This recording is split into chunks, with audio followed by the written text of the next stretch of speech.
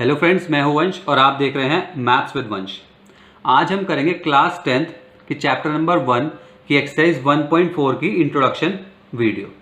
That means exercise 1.4 को solve करने के लिए जो भी हमारे इंपॉर्टेंट कॉन्सेप्ट्स होंगे वो हम इस वीडियो में कवर करेंगे, फिर जिसकी हेल्प से आप एक्सरसाइज 1.4 ईजिली सॉल्व कर पाओगे। ऐसे ही मैंने एक्सरसाइज 1.1, 1.2 और 1.3 के लिए भी इंट्रोडक्शन वीडियो अपलोड कर दी है। अगर आपने वो नहीं देखी है तो उसे जाके देख लेना, लिंक मैं डिस्क्रिप्शन में दे दूंगा। तो चलो स्टार्ट करते हैं एक्सरसाइज 1.4 की इंट्रोडक्शन वीडियो। पहले मैं आपको ओवरव्यू देता हूँ कि इस इंट्रोडक्शन वीडियो में मैं क्या पढ़ाऊँगा। इस इंट्रोडक्शन वीडियो में बेसिकली हम रेशनल नंबर्स को कवर करेंगे। रेशनल नंबर को हम दो तरीके से डिफाइन करते हैं, वो दोनों तरीके से डिफाइन करके मैं आपको बताऊँगा।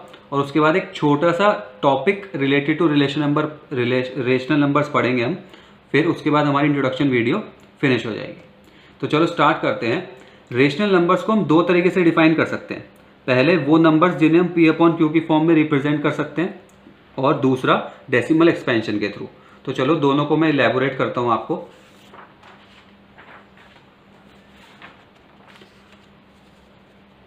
पहली डेफिनेशन है हमारी रेशनल नंबर्स की, numbers which can be represented in the form of P/Q where P and Q are integers and Q is not equal to 0।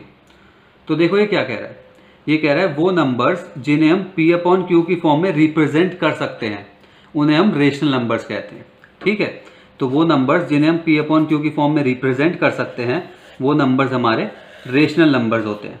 बस इसमें एक शर्त है कि इसमें P और Q इंटीजर्स होने चाहिए, जो इसमें P और Q है वो इंटीजर्स होने चाहिए, और Q नॉट इक्वल टू 0 होना चाहिए। डेफिनेशन समझ में आ गई। अब इसका एग्जांपल देखो। अब देखो ये P/Q की फॉर्म में है, इसमें P भी इंटीजर है और Q भी इंटीजर है, तो ये हमारा रेशनल नंबर हो गया। ये क्या हो गया हमारा रेशनल नंबर। ऐसे ही 5/9 P/Q की फॉर्म में है, 5 भी इंटीजर है, 9 भी इंटीजर है, तो ये भी रेशनल नंबर हो गया।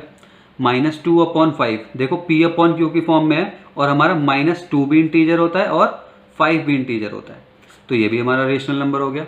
अगर आपको इंटीजर्स नहीं पता तो मैंने एक्सरसाइज 1.1 की इंट्रोडक्शन वीडियो के स्टार्टिंग में बताया है, डिस्क्रिप्शन में लिंक दे दूंगा, उसमें जाके देख लेना।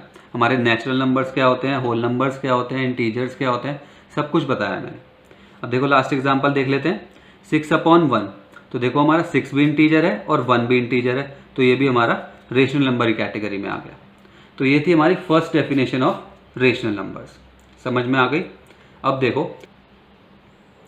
देखो बच्चों, हम रेशनल नंबर्स को डेसिमल एक्सपेंशन के थ्रू भी डिफाइन कर सकते हैं।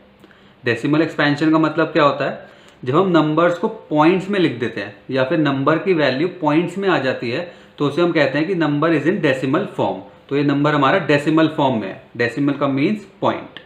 तो हम जब नंबर डेसिमल फॉर्म में होता है उसके बेसिस पे भी हम रेशनल नंबर को डिफाइन कर सकते हैं। तो अब देखो कैसे करेंगे। डेसिमल फॉर्म में नंबर 3 ही तरीके से आ सकता है। देखो कैसे। पहला तरीका है हमारा, जब जो डेसिमल फॉर्म में नंबर आ रहा है वो एक पॉइंट ऑफ टाइम के बाद जाके फिनिश हो जाए या फिर एंड हो जाए। देखो जैसे वैल्यू आ रही है 0.0875, इसके बाद कोई वैल्यू नहीं है, इस 0.7 के बाद मतलब 7 के बाद आके हमारी वैल्यू एंड हो गई। ऐसे ही 0.104, 4 के बाद आके डेसिमल की वैल्यू फिनिश हो गई। तो इसे हम कहेंगे डेसिमल एक्सपेंशन एंड्स या फिर टर्मिनेट्स। इसे हम कहते हैं या तो डेसिमल एक्सपेंशन टर्मिनेट हो गया, टर्मिनेट का मीनिंग ही इसमें होता है एंड्स। तो ये हो गई हमारी फर्स्ट फॉर्म जिसमें हमारा डेसिमल एक्सपेंशन एंड्स हो जाता है। अब देखो सेकंड फॉर्म क्या है।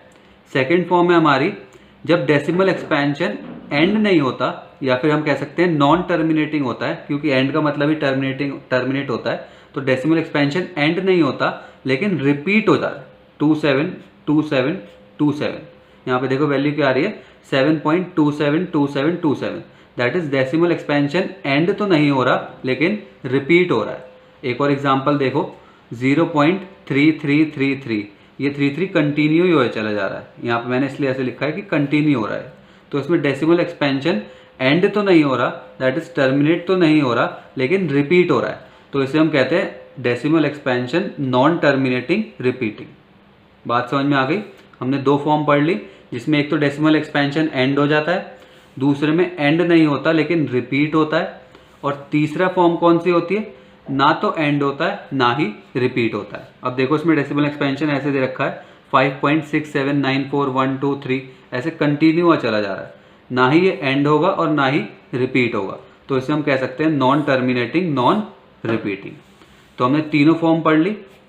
अब आप इजीली बता सकते हो इसे देख के कि डेसिमल एक्सपेंशन के थ्रू हमारा रेशनल नंबर जो है वो हमारा जो है नंबर वो रेशनल नंबर है या फिर इर्रेशनल नंबर है।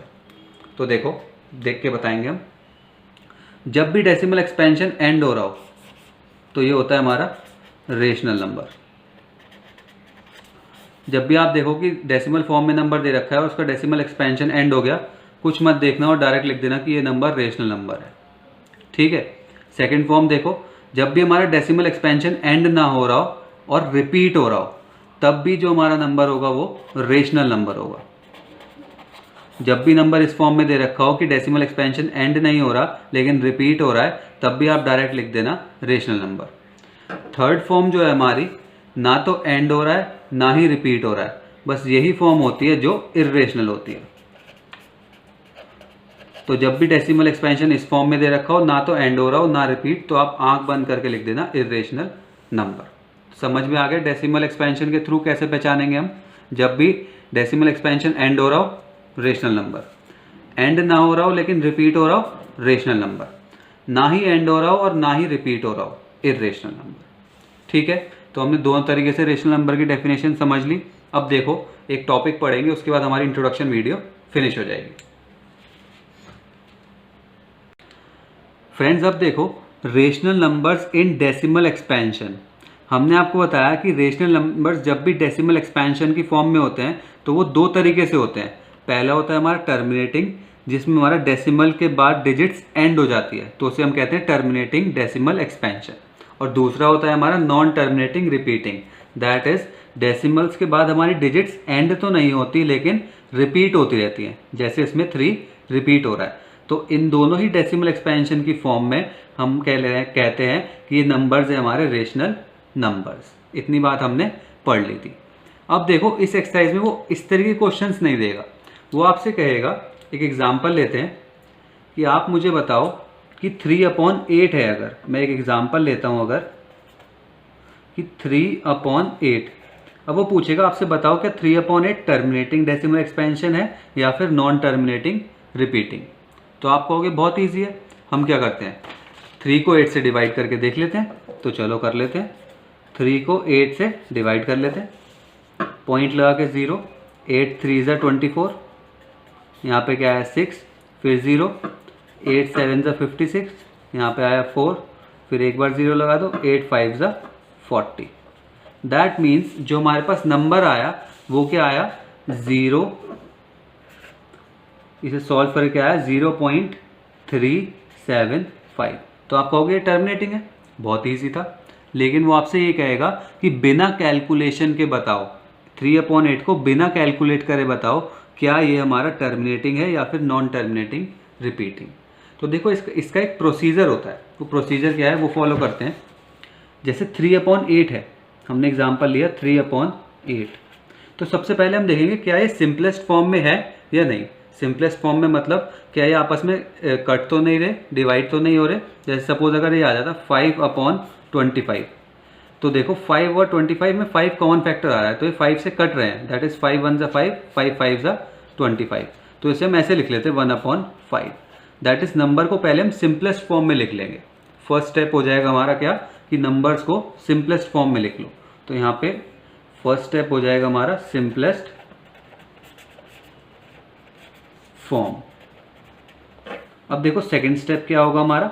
सेकंड स्टेप में देखो हम क्या करेंगे, ये जो हमारा रेशनल नंबर है P/Q की फॉर्म में है, ये हमारा क्या है P/Q की फॉर्म में है, जिसमें 3 है हमारा P और 8 है हमारा Q। तो इसमें हम क्या करेंगे Q को, दैट इज हमारे डिनोमिनेटर के हम प्राइम फैक्टर्स निकालेंगे।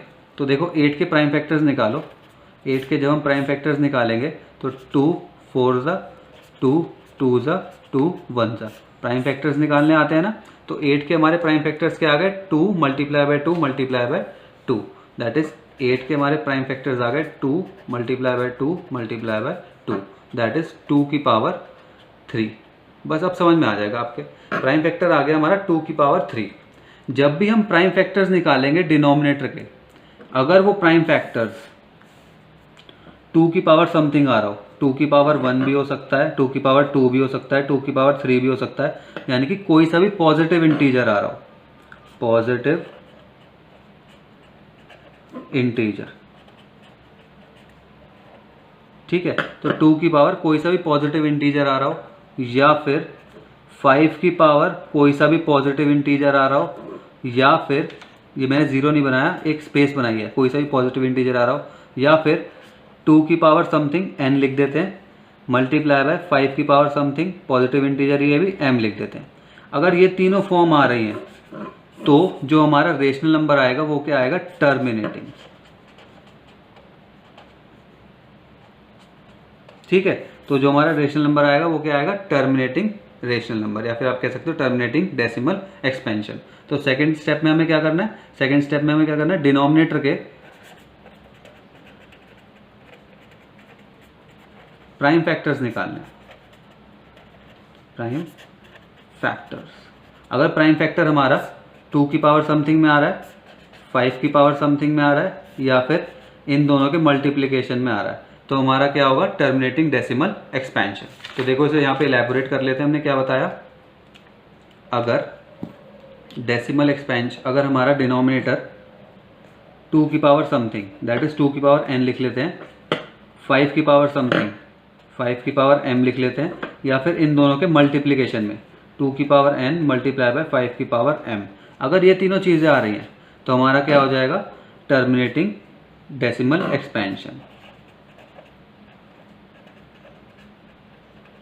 जिसमें n और m क्या है हमारे, पॉजिटिव इंटीजर, पॉजिटिव इंटीजर, ठीक है। टर्मिनेटिंग का केस समझ में आ गया। अब नॉन टर्मिनेटिंग का केस देख लेते हैं। नॉन टर्मिनेटिंग का केस तो बहुत ईजी है, अगर इन तीनों फॉर्म को छोड़ के कुछ भी आ जाए तो वो हमारा नॉन टर्मिनेटिंग रिपीटिंग हो जाएगा। कैसे, देखो सपोज अगर मैं आपसे कहूँ कि 8/3 आ रहा है, तो आप देखोगे एक तो सिंपलेस्ट फॉर्म में है, बिल्कुल सिंपलेस्ट फॉर्म में है, और इसका जो डिनोमिनेटर है या फिर जो हम कह सकते हैं P/Q की फॉर्म में जो Q है वो 2 की पावर n मल्टीप्लाई बाय 5 की पावर m, इसमें भी नहीं आ रहा, 2 की पावर n में भी नहीं आ रहा, 5 की पावर m में भी नहीं आ रहा, इन तीनों केसेस में कुछ भी नहीं आ रहा, तो ये हमारा क्या हो जाएगा, नॉन टर्मिनेटिंग रिपीटिंग। अगर देखो इस तरीके से है, 8/2 की पावर 2 मल्टीप्लाई बाय 5 की पावर 1 मल्टीप्लाई बाय 7।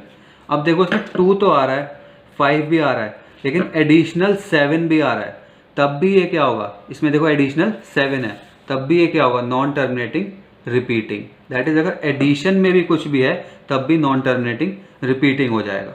टर्मिनेटिंग के लिए सिर्फ 2, सिर्फ 5 या फिर सिर्फ 2 की पावर n मल्टीप्लाई बाय 5 की पावर m होना चाहिए, तभी टर्मिनेटिंग होगा। इसके अलावा अगर कुछ भी हुआ डिनोमिनेटर में 2 मल्टीप्लाई बाय 5 मल्टीप्लाई बाय 7, ऐसे आ सकता है 2 मल्टीप्लाई बाय 3, ऐसे ही आ सकता है 5 मल्टीप्लाई बाय 3, कुछ भी एग्जाम्पल्स ऐसे हुए तो वो क्या हो जाएगा हमारा, non terminating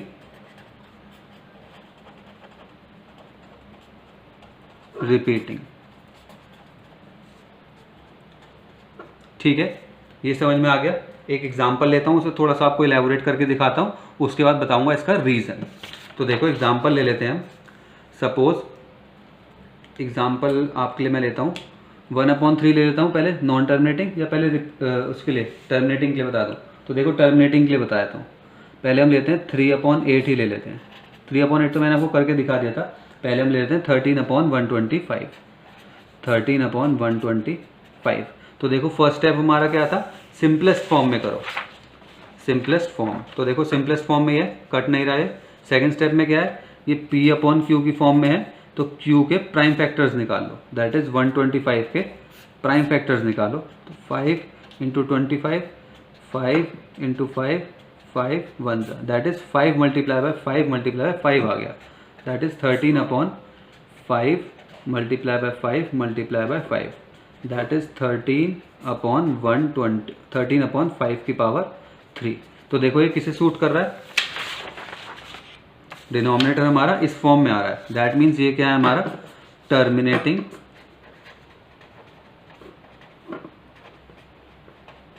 decimal expansion. Okay, अब एक नॉन टर्मिनेटिंग का केस लेते हैं। सपोज हमने क्या करा, 1/3 ले लिया। देखो ये क्या है 1/3 में, ये हमारा जो डिनोमिनेटर है, एक तो सिंपलेस्ट फॉर्म में है दोनों, और हमारा डिनोमिनेटर क्या है, इसकी किसी फॉर्म में है ही नहीं, ना तो 2 की पावर m में है, ना 5 की पावर m में है, ना कि 2 की पावर n मल्टीप्लाई 5 की पावर m। तो ये क्या हो जाएगा हमारा नॉन टर्मिनेटिंग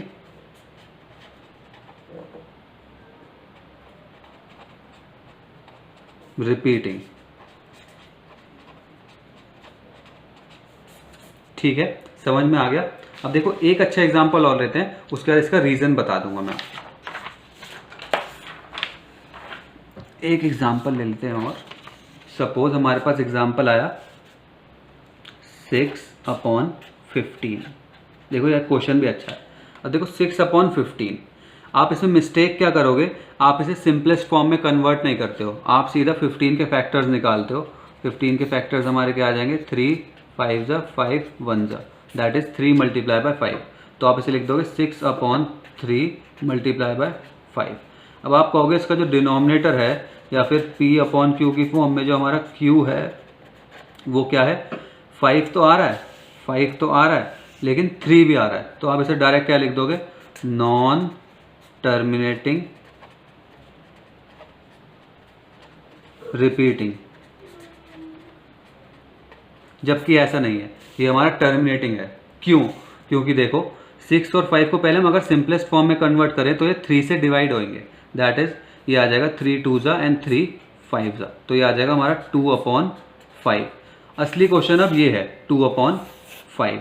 अब 2/5 में देखो डायरेक्टली क्या आ रहा है, ये हमारा जो डिनोमिनेटर है ये 5 की पावर m की फॉर्म में है, दैट इज 5 की पावर 1। तो ये क्या हो जाएगा हमारा टर्मिनेटिंग। इस चीज़ को याद रखना कि हम पहले सिंपलेस्ट फॉर्म में कन्वर्ट करते हैं। फर्स्ट स्टेप क्या है हमारा, सिंपलेस्ट फॉर्म में कन्वर्ट करो। ओके, तो ये थे हमारे 1.4 के लिए इंट्रोडक्शन के सबसे इंपॉर्टेंट चीज़। ये अगर आपने चीज़ें समझ ली तो आपकी 1.4 ईजिली सॉल्व हो जाएगी। अब कुछ स्टूडेंट्स को लग रहा होगा कि ऐसा होता क्यों है कि भाई टर्मिनेटिंग में हमारा एक पॉइंट ऑफ टाइम के बाद डेसिमल एक्सपेंशन एंड हो जाता है, तो इसके फैक्टर्स ऐसे ही क्यों आते हैं, तभी हमारा प्राइम मतलब जो हमारे प्राइम फैक्टर्स ऐसे आते हैं तभी क्यों होता है टर्मिनेटिंग। तो देखो इसका रीज़न समझते हैं। टर्मिनेटिंग के मैं कुछ एग्जांपल्स ले लेता हूँ, उससे बहुत ईजिली समझ में आ जाएगा आपको। अब देखो टर्मिनेटिंग डेसिमल एक्सपेंशन के मैंने 3 एग्जाम्पल ले लिए, और देखो इन टर्मिनेटिंग डेसिमल एक्सपेंशन को अगर मैं P/Q की फॉर्म में कन्वर्ट करूँ, P/Q की फॉर्म में अगर मैं कन्वर्ट करूँ तो देखो मैं यहाँ से डेसिमल हटाऊंगा तो नीचे क्या आ जाएगा 100, क्योंकि पॉइंट के बाद हमारी 2 डिजिट्स हैं, तो इसे मैं लिख सकता हूँ 25/100। अब देखो इसे अगर मैं P/Q की फॉर्म में कन्वर्ट करूँ 0.8 को, तो पॉइंट हटाऊंगा, मैं लिखूंगा 8/10, और ऐसे ही 0.025 को अगर मैं पॉइंट हटाऊँ यहाँ से तो ये आ जाएगा 25/1000। आप देख रहे हो जब भी टर्मिनेटिंग डेसिमल एक्सपेंशन को मैं P/Q की फॉर्म में कन्वर्ट कर रहा हूँ तो नीचे या तो 10 आ रहा है, या 100 आ रहा है, या 1000 आ रहा है।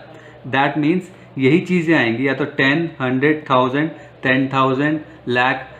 ठीक है ना। तो जैसे ही आप पॉइंट हटाओगे तो जितने नंबर्स होंगे उतने आप जीरोस लगा दोगे। तो देखो अगर आप 10 के प्राइम फैक्टर्स निकालो, 10 के अगर मैं प्राइम फैक्टर्स निकालूं तो 2 5 5 1 दैट इज 10 के प्राइम फैक्टर्स क्या आ रहे हैं हमारे 2 मल्टीप्लाई बाय 5।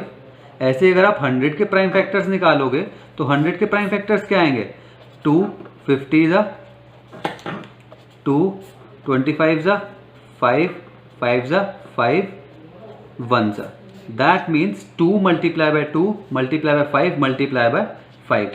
तो अगर आप 100 के भी प्राइम फैक्टर्स निकालोगे तो वो आएंगे 2 multiply by 2 multiply by 5 multiply by 5। ध्यान से देखो ये इसी फॉर्म में आ रहा है 2 मल्टीप्लाई बाय 5 की फॉर्म में। इसमें भी 2 मल्टीप्लाई बाय 5 देखो 10, और फिर 2 मल्टीप्लाई बाय 5 देखो 10, और 10 10 हमारा 100। दैट इज ये इसी फॉर्म में आ रहा है 2 मल्टीप्लाई बाय 5। इसकी पावर कुछ भी हो सकती है। यहाँ पे देखो ये 2 की पावर 2 मल्टीप्लाई बाय 5 की पावर 2। ऐसे अगर आप 1000 के निकालोगे 1000 के प्राइम फैक्टर्स क्या आएंगे 3 बार 2 2 मल्टीप्लाई बाय 2 मल्टीप्लाई बाय 2 और 3 बार 5 5 मल्टीप्लाई बाय 5 मल्टीप्लाई बाय 5, तो ये आ जाएगा 2 की पावर 3 मल्टीप्लाई बाय 5 की पावर 3। तो ये हमारे टर्मिनेटिंग डेसिमल एक्सपेंशन में जब भी हम p अपॉन q की फॉर्म में लिखते हैं तो जो हमारा डिनोमिनेटर के प्राइम फैक्टर्स आते हैं वो इसी फॉर्म में आते हैं, 2 की पावर n मल्टीप्लाई बाय 5 की पावर m। रीज़न समझ में आ गया, यही छोटा सा रीज़न है। अब कुछ स्टूडेंट्स के मन में अब भी डाउट होगा कि ये सिर्फ 2 की पावर n और 5 की पावर m क्यों आया। देखो आप इसे सॉल्व करो, 25 को 0.25 को सॉल्व करके देखो, इसे 0.25 को आप सॉल्व करके देखो। तो देखो सॉल्व कर लेते हैं 0.25 को, 0.25, तो देखो पॉइंट हटाया अपॉन 100 आ गया। ठीक है, अब 100 के प्राइम फैक्टर्स निकाल लो आप। 25 अपॉन 100 के प्राइम फैक्टर्स क्या आएंगे, 2 multiply by 2 multiply by 5 multiply by 5। लेकिन देखो ये डिवाइड हो रहा है अभी, 5 1 जा 5, 5 5 जा 25, 5 1 जा 5 और 5 1 जा 5, दैट इज ये आ गया हमारा 1 upon 2 multiply by 2, that is 1 upon 2 की पावर 2। तो देखो ये इस फॉर्म में आ गया। तो जब भी अगर हम सिंपलेस्ट फॉर्म में कन्वर्ट करते हैं तो कई बार नंबर्स इस फॉर्म में भी आ जाते हैं, 2 की पावर n या फिर 5 की पावर m की फॉर्म में। ठीक है, तो ये तीनों केस समझ में आ गया आपको और इसका रीज़न भी समझ में आ गया। यही चीज़ हमें समझनी थी। सबसे पहले मैंने आपको बताया रेशनल नंबर्स किसे कहते हैं, उसके बाद आपको इसका डेसिमल एक्सपेंशन करके बताया और फिर बताया कि डेसिमल एक्सपेंशन को बिना करे देखे ही हम कैसे बता सकते हैं कि टर्मिनेटिंग है या फिर नॉन टर्मिनेटिंग रिपीटिंग। ठीक है ना, तो टर्मिनेटिंग तो हमने समझ लिया। नॉन टर्मिनेटिंग में क्या होता है, इसके साथ कुछ भी आ जाए, अगर मल्टीप्लाई बाय 3 मल्टीप्लाई बाय 7 सिर्फ 3 सिर्फ 7 तो हमारा नॉन टर्मिनेटिंग रिपीटिंग हो जाता है। तो ये सब ही पढ़ना था हमें एक्सरसाइज 1.4 की इंट्रोडक्शन वीडियो में। अब आपको अगर वीडियो पसंद आए तो लाइक करना, शेयर करना और कमेंट बॉक्स में बताना वीडियो कैसी लगी। और अगर कोई डिफ़िकल्टी लगे या क्वेरी लगे तो भी कमेंट बॉक्स में बिल्कुल पूछना, मैं बिल्कुल आंसर दूंगा। यही था हमारा इस वीडियो में। Thank you.